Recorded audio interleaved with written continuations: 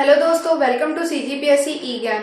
आज मैं आपको छत्तीसगढ़ से रिलेटेड वो जानकारियां देने वाली हूं जो स्वतंत्रता से पूर्व उसकी स्थिति और उसके बाद की स्थिति को बताती है, उसकी भौगोलिक सीमाओं के बारे में बताती है, उसके प्रतीक के बारे में बताती है। उसके अलावा राज्य का वितरण किस तरीके से है, कौन कौन से उसके पड़ोसी राज्य हैं, और इसके अलावा और भी कुछ जानकारी है जो मैं आपको बताऊंगी। तो सर्वप्रथम मैं आपको बताना चाहती हूँ कि 1861 में सेंट्रल प्रोविंस एवं बरार प्रांत का गठन किया गया था, और साथ ही 1862 में छत्तीसगढ़ को सेंट्रल प्रोविंस एवं बरार प्रांत का एक संभाग घोषित कर दिया गया। 1905 में इसी सेंट्रल प्रोविंस और बरार प्रांत को फिर से पुनर्गठित किया गया, और छत्तीसगढ़ के कुछ जो तहसील थे छत्तीसगढ़ में सम्मिलित, उस समय छत्तीसगढ़ में 3 तहसील घोषित थे, रायपुर, बिलासपुर और संबलपुर। तो संबलपुर जो है वो अभी उड़ीसा राज्य में स्थित है। यह जो था वो छत्तीसगढ़ का हिस्सा था। 1905 में क्या किया गया, संबलपुर को उड़ीसा, जो उस समय बंगाल प्रांत में सम्मिलित था, उसको नहीं, ये संबलपुर जो था मध्य प्रांत में सम्मिलित था, उसको बंगाल प्रांत में ट्रांसफर कर दिया, और बंगाल प्रांत से कुछ जो क्षेत्र थे जैसे कोरिया, सूरजपुर और बलरामपुर और जसपुर का भी कुछ जो तहसील जो वर्तमान में छत्तीसगढ़ में सम्मिलित है, उसको बंगाल प्रांत से मध्य प्रांत में सम्मिलित किया गया था। इसी के साथ ही 1918 में जो पंडित सुंदरलाल शर्मा थे, उन्होंने छत्तीसगढ़ की स्पष्ट रेखा तैयार की। इसी वजह से उन्हें छत्तीसगढ़ के स्वप्न दृष्टा कहा जाता है। आगे जाने पर 1924 में रायपुर जिला परिषद के द्वारा छत्तीसगढ़ को एक पृथक पहचान देने के लिए मांग की गई। 1939 के रायपुर के त्रिपुरी अधिवेशन में, कांग्रेस के त्रिपुरी अधिवेशन में 1939 में पंडित सुंदरलाल शर्मा के द्वारा मांग किया गया कि छत्तीसगढ़ को एक पृथक राज्य का दर्जा दिया जाए। इसी के साथ ही 1953 के फजल आयोग, जो भाषा के आधार पर राज्यों के पुनर्गठन का फैसला करने वाली एक समिति का निर्माण किया गया था, उसके समक्ष भी छत्तीसगढ़ राज्य के निर्माण की मांग रखी गई। साथ ही साथ 1955 में छत्तीसगढ़ के जो उस समय के जो विधायक थे ठाकुर रामकृष्ण, उन्होंने भी छत्तीसगढ़ राज्य के निर्माण की मांग की। 1955 में ही जब मांग की गई तो 1956 में जब मध्य प्रदेश राज्य का गठन हुआ, उसी के साथ ही छत्तीसगढ़ जो है वो मध्य प्रदेश में शामिल हो गया। मध्य प्रदेश के साथ छत्तीसगढ़ जो है वो सन 2000 तक 44 साल तक साथ में रहा। मध्य प्रदेश के साथ तो रहने के बाद ही छत्तीसगढ़ के जो विकास की गति को आगे बढ़ाने के लिए, छत्तीसगढ़ को पृथक राज्य बनाने के लिए प्रयास किए गए, और उसी के साथ ही डॉक्टर खूबचंद बघेल के द्वारा 1956 में छत्तीसगढ़ महासभा का गठन किया गया। इसी को आगे ले जाते हुए 1967 में डॉक्टर खूबचंद बघेल के द्वारा ही छत्तीसगढ़ भ्रातृत्व संघ का गठन किया गया। इसी को और आगे बढ़ाते हुए 1974 में शंकर गुहा नियोगी के द्वारा छत्तीसगढ़ मुक्ति मोर्चा की स्थापना की गई। इस तरीके से यह चलता रहा, और 1975 से ही छत्तीसगढ़ राज्य की मांग जो है और बढ़ने लगी। इसी को और आगे जब बढ़ाया गया तो 1991 में मध्य प्रदेश विधानसभा में छत्तीसगढ़ राज्य की मांग उठने लगी। जब मध्य प्रदेश जो है छत्तीसगढ़ से अलग हुआ, या छत्तीसगढ़ मध्य प्रदेश से जब अलग हुआ, तो टोटल 16 जिले, 96 तहसील और 146 विकास खंड के साथ छत्तीसगढ़ का निर्माण किया गया। छत्तीसगढ़ जो है वो 44 साल तक मध्य प्रदेश का हिस्सा रहा। 26वां राज्य था जब छत्तीसगढ़ का निर्माण हुआ, और छत्तीसगढ़ के निर्माण के साथ ही छत्तीसगढ़ और उत्तराखंड और झारखंड तीनों राज्यों का निर्माण किया गया था, क्रमशः 1 नवंबर, 9 नवंबर और 15 नवंबर को। अब प्रश्न कई बार पूछा जा चुका है कि जो छत्तीसगढ़ का जो गठन का जो अधिनियम था, वो राज्यसभा में कब पारित हुआ, लोकसभा में कब पारित हुआ, राष्ट्रपति जी ने कब उसका अनुमोदन किया, इस तरीके से प्रश्न आने लगे हैं। 1 मई सन 1998 को छत्तीसगढ़ राज्य के निर्माण के गठन के लिए मध्य प्रदेश विधानसभा में छत्तीसगढ़ मध्य प्रदेश पुनर्गठन अधिनियम का संकल्प लिया गया और उसे पारित करने का निर्णय लिया गया। उसके साथ ही 25 जुलाई सन 2000 को ही केंद्र संसद में, लोकसभा में गृह मंत्री लालकृष्ण आडवाणी के द्वारा मध्य प्रदेश पुनर्गठन अधिनियम प्रस्तुत किया गया। इसी को आगे बढ़ाते हुए 31 जुलाई को लोकसभा में इस अधिनियम को पारित कर दिया गया, जो राज्यसभा में 9 अगस्त सन 2000 को प्रस्तुत हुआ। कुछ संशोधनों के साथ इसे भी पारित कर दिया गया, जो लोकसभा के द्वारा 10 अगस्त को स्वीकार कर लिया गया और राष्ट्रपति जी के पास अनुमोदन के लिए प्रस्तुत हुआ। 25 अगस्त सन 2000 को इसे राष्ट्रपति जी ने अनुमोदित कर दिया और इस तरीके से 1 नवंबर सन 2000 को छत्तीसगढ़ राज्य अस्तित्व में आया। अब छत्तीसगढ़ से रिलेटेड कुछ बेसिक जानकारियां और हैं, जैसे छत्तीसगढ़ जो है वो मध्य प्रदेश का 30.47% का क्षेत्रफल कवर करता था। छत्तीसगढ़ जो है वो उसका अभी प्रेजेंट में जो क्षेत्रफल है वो 194 वर्ग किलोमीटर है। छत्तीसगढ़ जो है वो क्षेत्रफल की दृष्टि से भारत में 10वां स्थान रखता है और उसी तरीके से जनसंख्या की दृष्टि से जो है वो 16वां स्थान रखता है। इसके अलावा छत्तीसगढ़ जो है वो मध्य प्रदेश का 44 साल तक हिस्सा बना रहा। अब देखते हैं हम छत्तीसगढ़ की विधायिका, उसकी प्रशासनिक संरचना, उसकी पंचायती राज व्यवस्था किस तरीके से संचालित हो रही है और क्या क्या उनकी संख्या है, और नगरीय समितियां। अगर हम विधायिका को डिस्कस करते हैं तो छत्तीसगढ़ में लोकसभा की जो सीट है वो है 11, राज्यसभा की जो सीट है वो है 5 और विधानसभा की जो सीट है वो है 90। इसी तरीके से प्रशासनिक संरचना में अगर देखा जाए तो छत्तीसगढ़ में संभागों की संख्या है 5, जिलों की संख्या है 27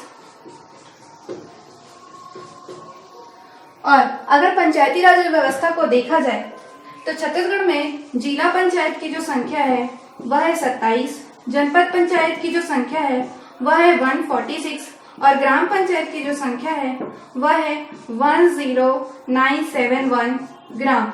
इसी तरीके से अगर नगरीय स्थिति को देखा जाए तो नगर पालिका की संख्या है 2016 की स्थिति में 13,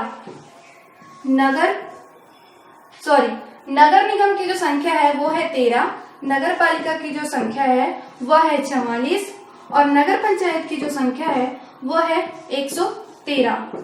छत्तीसगढ़ में वर्तमान में तहसीलों की संख्या 150 है। जरा नामक स्थान को 150वां तहसील घोषित किया गया है। इसी तरीके से सक्ती नामक स्थान को शिक्षा जिला 28वें नंबर का घोषित किया गया है।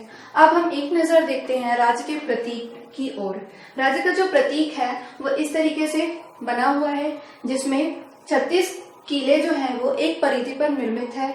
मध्य में धान की बालियों को लिया गया है और उसके साथ ही ऊर्जा के प्रतीक और नदियों को भी रेखांकित किया गया है और साथ ही साथ मध्य में भारत का जो प्रतीक चिन्ह है सत्यमेव जयते के साथ आदर्श वाक्य को भी लेते हुए छत्तीसगढ़ सरकार ने इसको सम्मिलित किया गया है।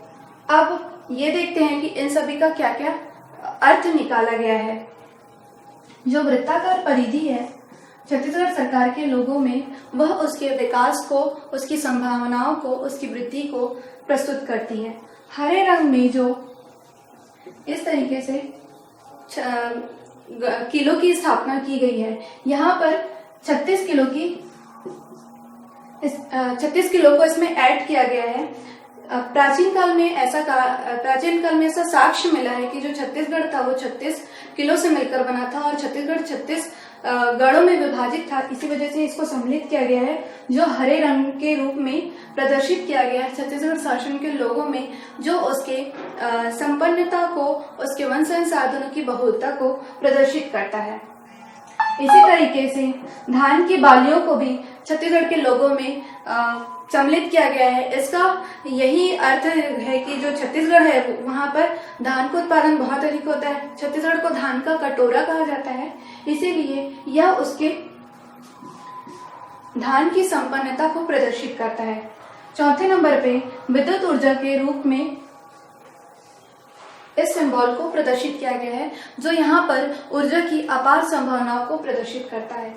इसी के मध्य में नदियों की लहरों को रेखांकित किया गया है, जो यहाँ के जल संसाधन को प्रदर्शित करता है। इस तरीके से हमारा जो छत्तीसगढ़ का जो लोगो है वो उसके संपूर्ण अस्तित्व को दर्शाता है। छत्तीसगढ़ राज्य में लोगों में जो सत्यमेव जयते का जो वाक्य लिया गया है वह मुंडक को उपनिषद से लिया गया है। छत्तीसगढ़ राज्य का आदर्श वाक्य है विश्वसनीय छत्तीसगढ़।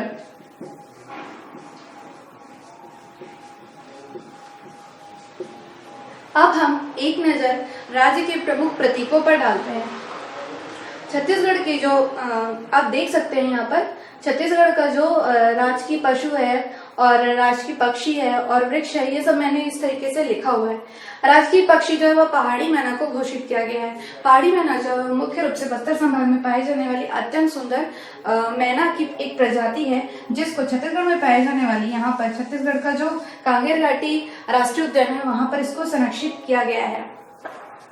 छत्तीसगढ़ का जो राजकीय पशु है वो वन भैंसा है। वन भैंसों की जो संख्या है सर्वाधिक गरियाबंद जिला में उपस्थित उदंती अभयारण्य में है।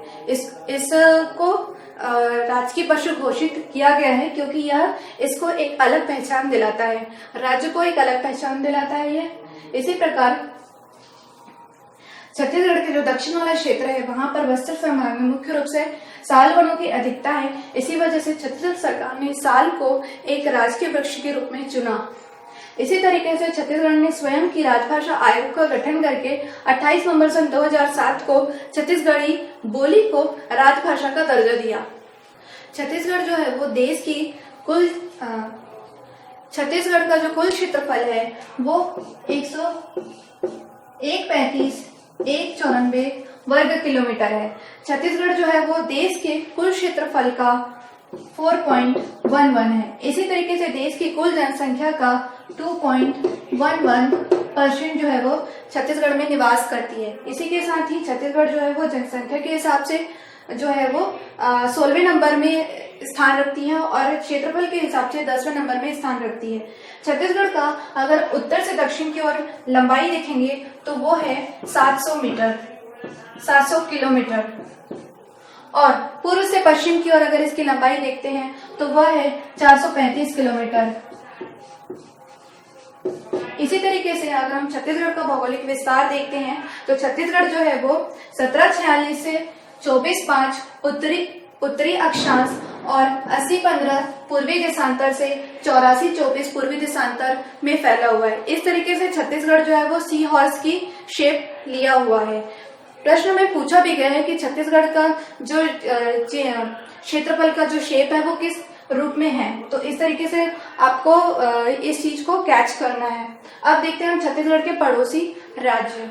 छत्तीसगढ़ के टोटल 7 पड़ोसी राज्य हैं, जिसमें से इस प्रकार से हैं, जैसे कि उत्तर में उत्तर प्रदेश है, उसके बाद सबसे नीचे में जो है वो सीमांध्र है, उसके बाजू में ही अगर हम देखते हैं तो तेलंगाना स्थित है, इसके पश्चिम में जो है वो महाराष्ट्र और मध्य प्रदेश दोनों स्थित है और पूर्व की ओर में उड़ीसा राज्य स्थित है। इस तरीके से 7 राज्य जो है वो छत्तीसगढ़ की सीमाओं से लगे हुए हैं, जिसमें से उड़ीसा राज्य जो है वो सर्वाधिक छत्तीसगढ़ के जिलों से लगा हुआ है।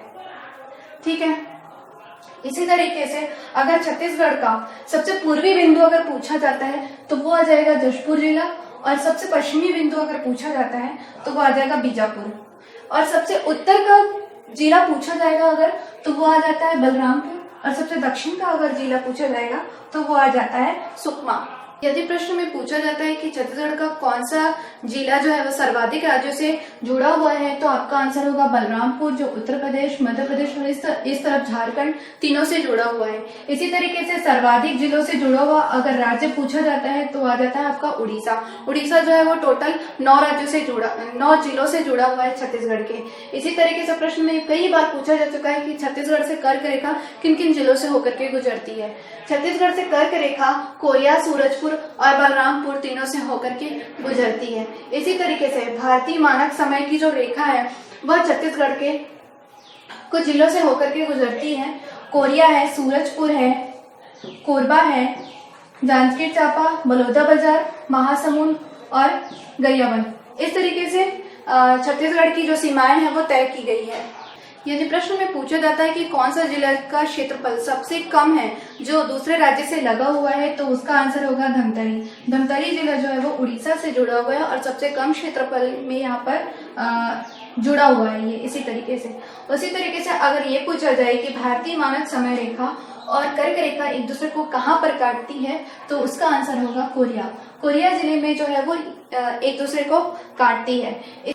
इसी तरीके से अगर ये पूछा जाता है कि छत्तीसगढ़ का ऐसा कौन सा जिला है जो किसी राज्य के सबसे कम क्षेत्रफल से अगर जुड़ा हुआ है, या ऐसा कौन सा राज्य है जो छत्तीसगढ़ के सबसे कम रूप से जिले से जुड़ा हुआ है, तो उसका आंसर हो जाएगा सीमांध्र, या इसको बोला जाता है आंध्र प्रदेश, जो केवल एक जिला सुकमा से जुड़ा हुआ है।